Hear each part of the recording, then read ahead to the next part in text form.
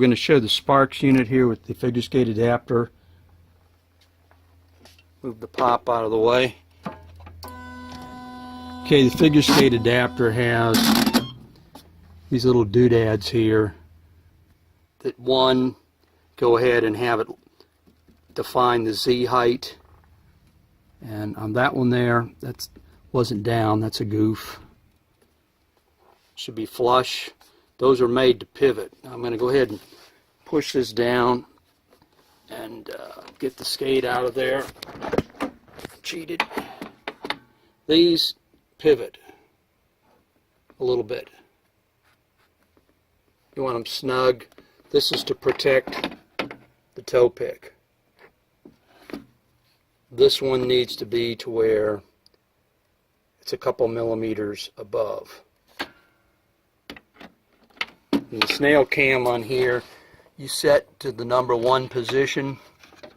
I had this for hockey about 3.5, and I'm going to put this at 1. This is the adapter that comes, you tighten the little set screws down on. Then beforehand, to make sure I know what I'm doing here, I'm going to go ahead and open this up and drop the skate in.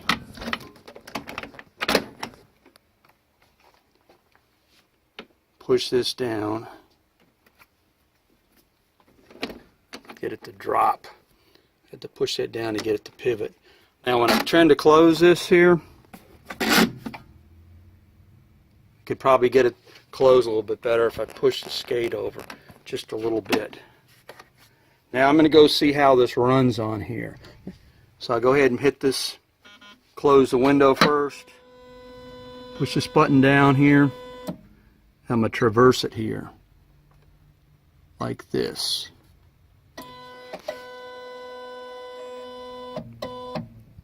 And you can see you hit the whole part of the skate there, which is good. And make sure I don't hit the toe pick over here.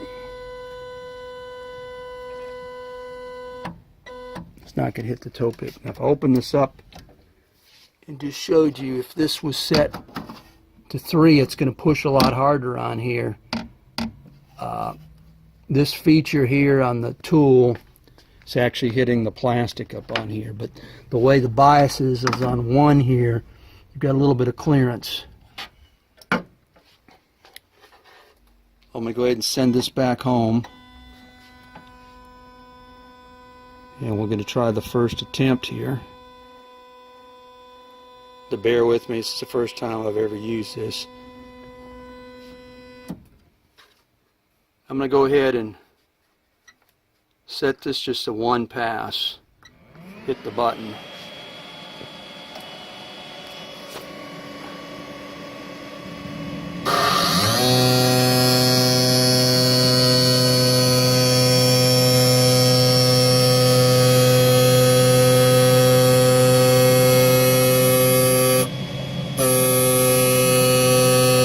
Probably have it a little bit farther down.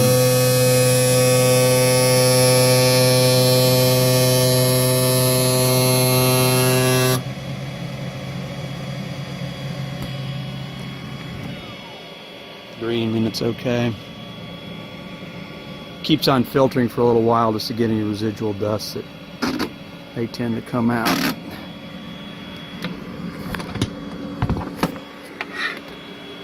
So it actually sharpened to about here. Now on a regular figure skate, where the pivot, when you rotate around, is about right there. And from here back over to the drag point is the non-skateable zone. So this part, if you actually sharpen this, this is really not used. But it went all the way almost to the back. Now this pair here may have been sharpened improperly by another machine. It went just with 1 pass to pretty close to the tail on there. So we're going to try this several passes now. Back in the holder.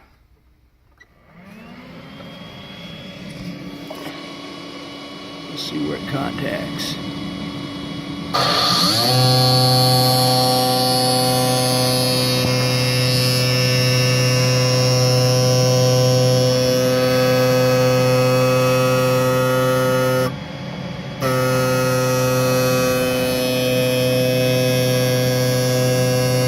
Ideally, in a figure skate, you really want to take almost nothing off because you don't want to keep the profile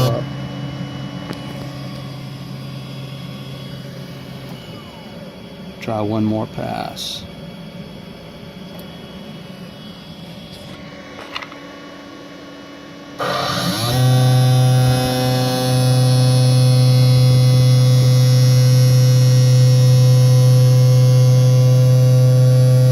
This is actually a rental skate that I'm experimenting with. So it's not a high-end skate in the sense that its past is unknown, and it's probably been sharpened on a hockey skate sharpener where they kind of gone through on the back end of it too much.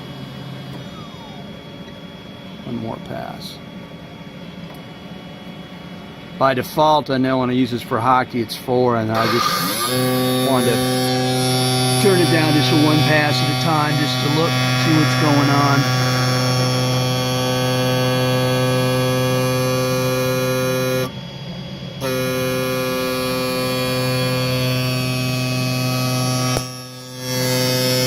That's one of the adapters right there.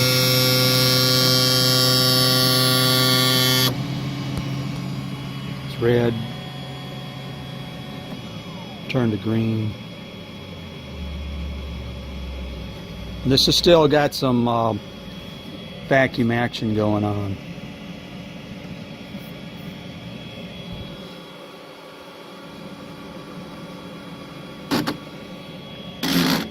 I get kind of antsy, so I'm going to pull this off. This has gone almost all the way back to the tail here, which is good. It's got a pretty nice finish on it.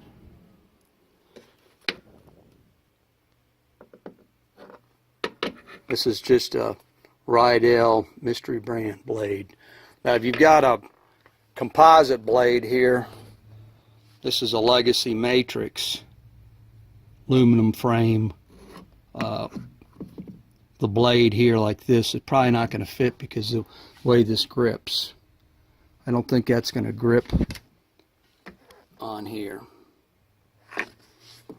And here's another one. This is a that's a Paramount.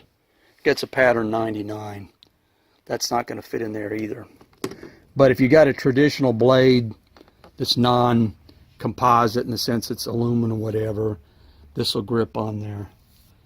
So this is a higher end blade Legacy here, in the sense that it's not just a rental, and right there is where the pivot is when you're spinning around, and then here's the toe pick. So from this point to the drag point here, that point really is not used, in the sense that if you sharpen this undercut light under here, it's really never touching the ice, because when you drag back to stop, if you go ahead and wail on this too much, you're going to screw up the balance on somebody where they spin. But where the drag point touches there, this is called the non-skateable zone, from the pivot point down to here. Now on the back, one problem on a lot of times on a regular hockey sharpener is people tend to grind this way back down. If that happens, you'll end up feeling like you're going to bust your butt and fall backwards. The Sparx machine here, I'm pretty sure the force on here is fairly constant on here.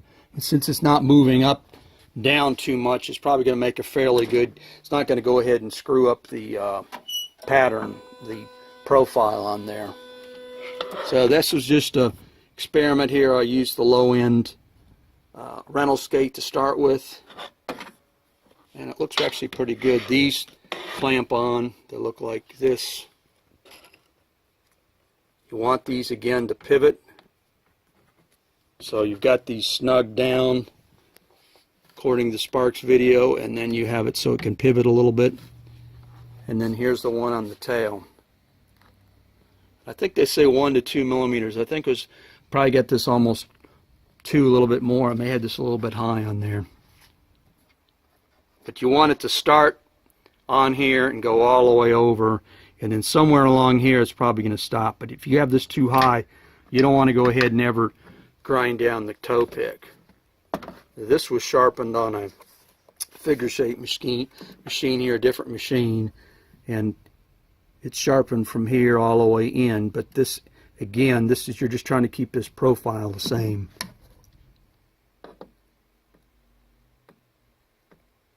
So the point right through here is, if you're spinning, it's like right this. That's really critical in figure skates, because if you go ahead and you, on a regular sharpener, if you go ahead and change where this is, you eliminate that, you're not going to be able to spin around. And other thing is, cutting too far on the back here, you'll end up feeling like you're falling over. So this looks like a pretty good attachment. I think they were 99. I think it was $100 for these. So I'm going to go ahead and proceed and do some more of these. But this went smoother than I thought it would. Only thing I did when I first put this in here is I had the skate too far one way this way, and I didn't have the doors shut. Kind of a newbie mistake, because I'm used to putting hockey skates in here like that. I had some pop here and got recharged. These are the adapters again. It's got a set screw, bites down on the blade, and I don't really see, there may be a little tiny mark here. I don't know, I don't really see anything. It looks,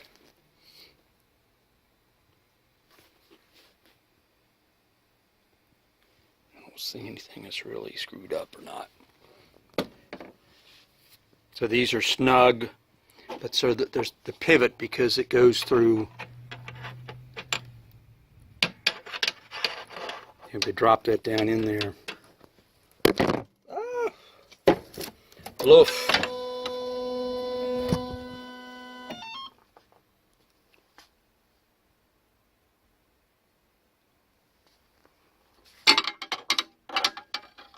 Got my own lighting here. So there's the Sparx wheel.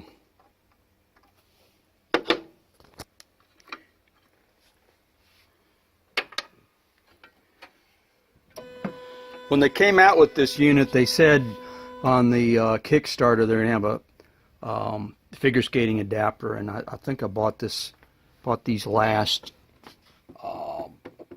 about almost a year ago, but I've never used them, so I just decided to get off my rear and try it out. And now I'm going to put this back for what I normally use for hockey. I think I use about a 3.5 or 4. That's what I usually use. I've never cleaned the pan out this. Pretty much the dust is contained. There's a filter up in there you can replace. Kind of a nice little unit. I got a 7/16 inch ring.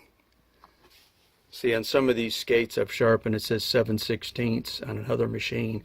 I usually put it on the skate just for my own reference.